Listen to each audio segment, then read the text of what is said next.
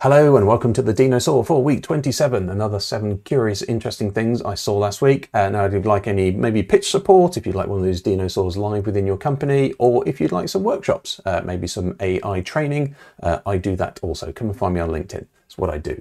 First one, this is from Jason Smith, posted this on Twitter. Yes, there are still good things on Twitter.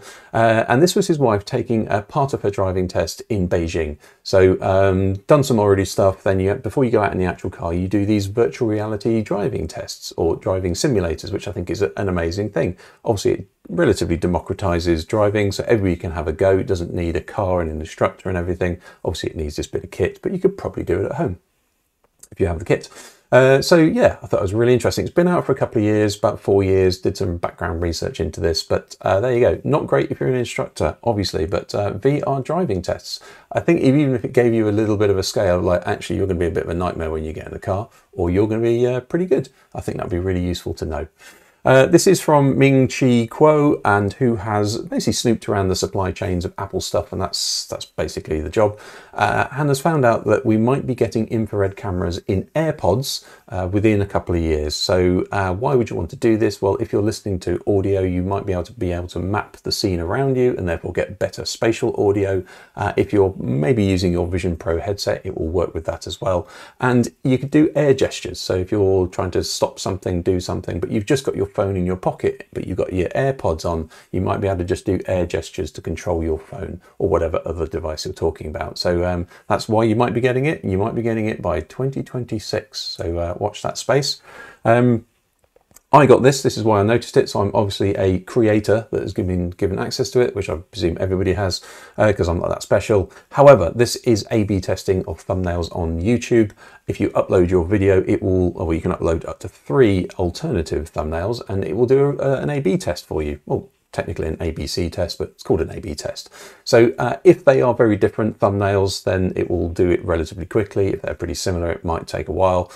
If one of them outperforms the others, it will choose that automatically. If they're all a bit similar, it's up to you, or it'll just use the first one. So really interesting. You can now do your own A/B testing. I might even do one for this video, but certainly I'll do it for the next one. But there you go. So A/B testing, videos in YouTube. Everybody should have that. It should be available now. NoPlace. Now I have to get this right because it's a sort of a MySpace clone that was called NoSpace and then it became NoPlace, if that makes any sense. But it's a really simple social app. So what you do is you sign up and that's pretty much it. You can make the colors different, but other than that, it is just text. There are no images, there's no video, there's no nothing really. But if somebody's having an interesting conversation, there is a feed, you can drop into the conversation, you can join the conversation, you can start a conversation. But other than that, it's pretty basic, which it's, I think it's a great antidote to what's going on in social media right now. Aimed at Gen Z. Obviously, there's no such thing as Gen Z, but there you go. Yeah, if you'd like to sign up for that, it is free. You can go and do it now, and it is pretty simple. And it's also taking over the charts, the App Store charts in the US. ElevenLabs have come up with their Reader App. So there's 2 stories here. One is their Reader App, which will read anything. You can either upload a file, it will read it to you. You can upload a link and it will read out the link. So if you want to listen to the news in a certain voice, you can do. And the second thing is, listen to this. Welcome to the Dinosaw for week 26. 7 innovative things I saw last week. So that's Burt Reynolds reading out my intro. So they have now got 4 iconic voices, as they're calling them. So Judy Garland, James Dean, Burt Reynolds, and Sir Laurence Olivier. They've worked with their estate, so they are legit, they are legal, and you can download them for free and use them for free as well. The app's a little bit cranky to use, but interesting. So yeah, download it now. No reason not to, I guess. There's nothing that weird in it, but I just don't know where the things I uploaded go. There you go. Solar freezer trucks are a thing, and of course they are, because that's just a smart idea.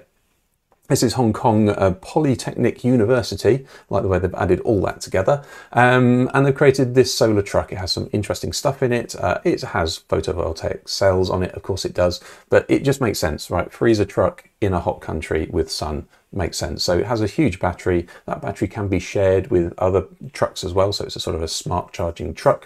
It can last for 4 hours. It can also freeze lower than most other trucks. Most other trucks do sort of about 20, -20 degrees C. This can go down to 40 or 45. So it can actually freeze a lot more stuff as well. It also lasts for longer. So should the battery stop, actually it can last for longer because it actually just goes straight onto sort of regenerative power. And also it can save 16 tons of CO2 per year, which is good, per truck, which is excellent. And finally, this needs to exist. This is, let's call it AI gymnastics, AI sport.